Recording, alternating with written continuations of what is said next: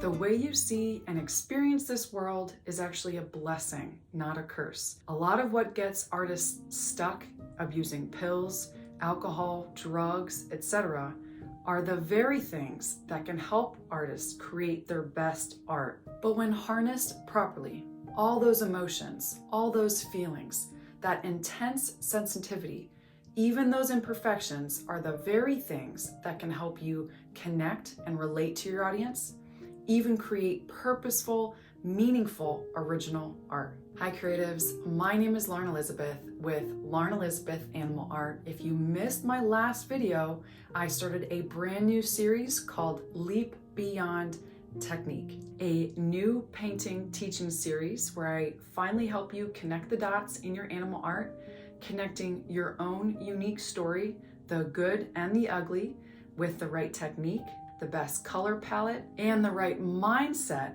to help you finally define your artist style and create authentic, original art. So in today's video, I want to challenge your view of artist block. I'm going to show you some potential causes for these creative halts, and also build upon the last video talking about the first step in the creative process that I call gathering the eggs.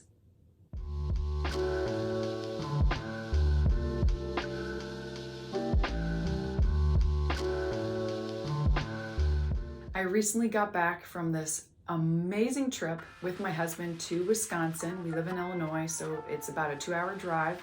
And we spent time at a farm in this logwood cabin. Wonderful place, just a winter wonderland because there was so much snow up there. Now this is a rental. It's rented out by this farmer who has all these animals. We saw miniature horses, we saw donkeys, we saw horses, cows. It was just marvelous. But inside the cabin is a guest book where you could leave your feedback and your experience. So at the end of this trip, and it was just so wonderful, how could I not write about my experience in this book?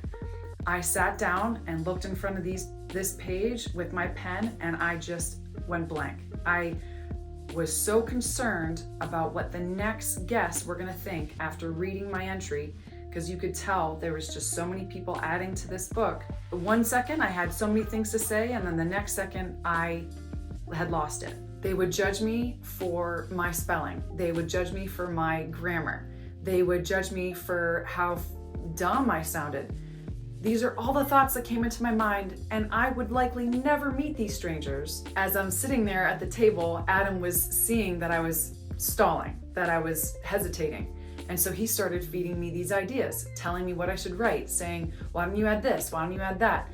And then that made it even worse. Then I started second guessing my own voice. I started not knowing how I was gonna write it on the page. Now, it wasn't until I asked Adam nicely to go sit down so I could think. I already had the ideas. I already have the passion. I am decent at spelling. I'm not horrible at grammar. And I can write this nice little entry. Why the heck does this have to be perfect? This is not a test. I'm not losing my house for this. Like, I overthought this. There was too much overthinking that went into this one little nice review. And after all that mental processing, I was able to write this nice review. Think of your art as an expression of your experience. Just like that little page that I left in that guest book, how can you judge that? Yes, maybe I have some mistakes in the spelling, maybe the grammar's a little off.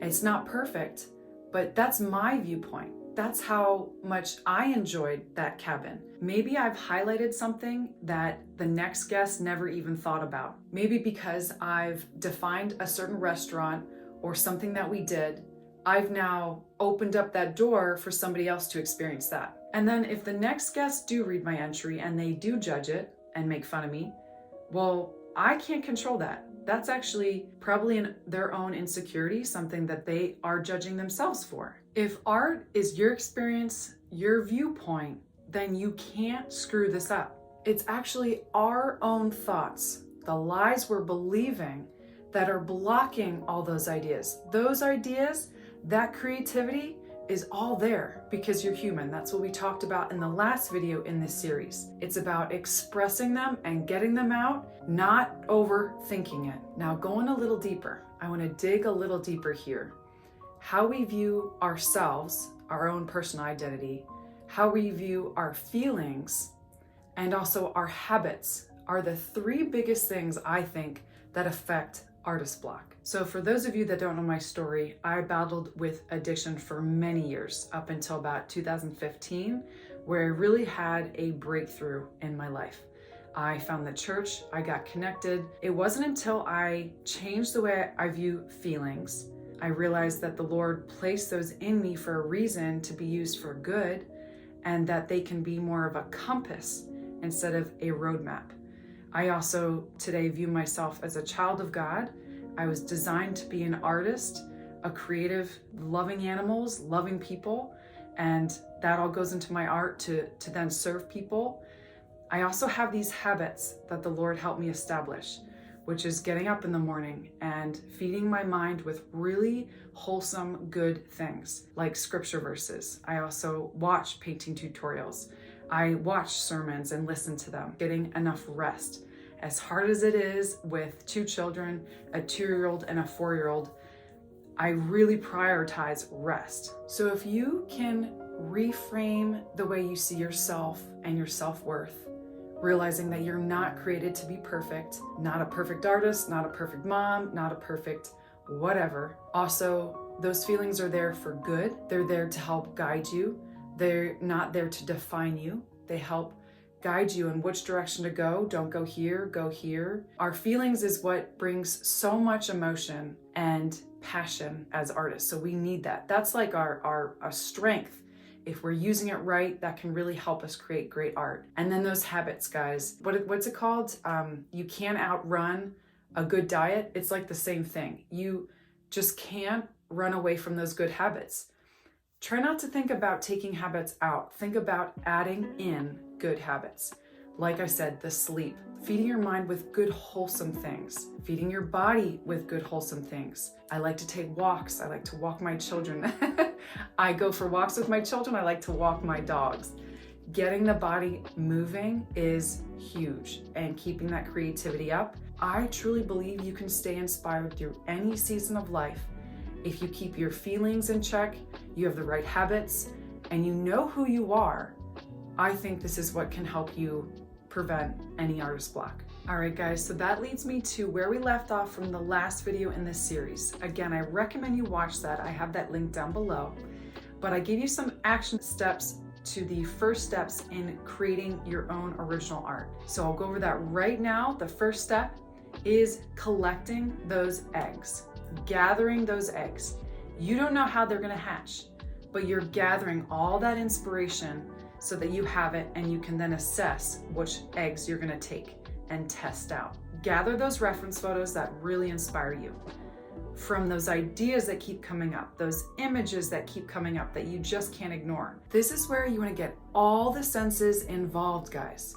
Your body, your mind, your heart, your spirit, all of it, and gathering these eggs. And did you know that philosophers and neuroscientists are now debating whether we have anywhere from 22 to 33 different senses? So you have all of you involved. Now these can be hints or big explosions of passion and inspiration. Follow both.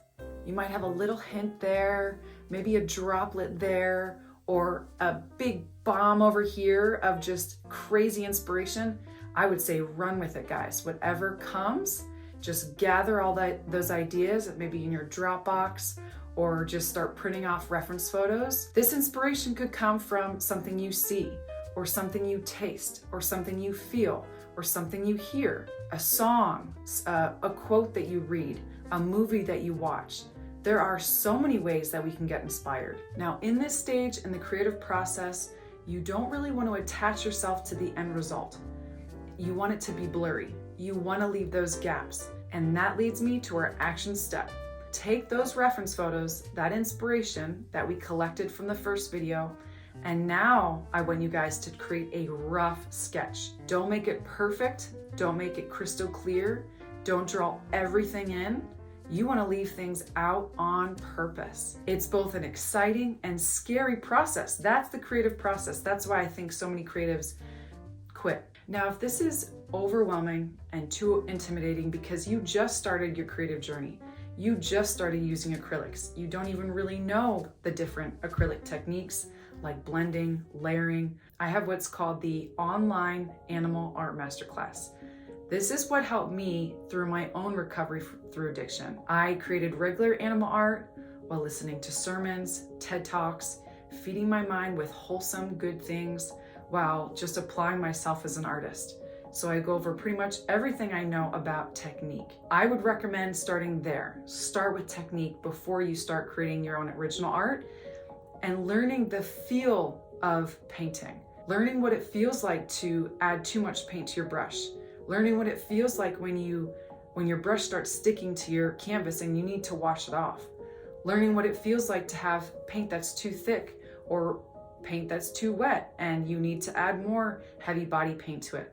These are important things to start learning before really getting into the nitty-gritties of creating your own original art. And if you're wondering, I won't be revealing this painting yet until my Valentine's Day collection. I'll be showcasing this one along with lots of other originals, prints, and merchandise that I'll be announcing the official date to my email subscribers, my VIPs, which you can find at the bottom of my website, and instantly get a free owl tutorial that's step-by-step, along with behind-the-scenes, regular updates, discounts, and more. All right, guys, thank you so much. If this video helped you, make sure you like and subscribe.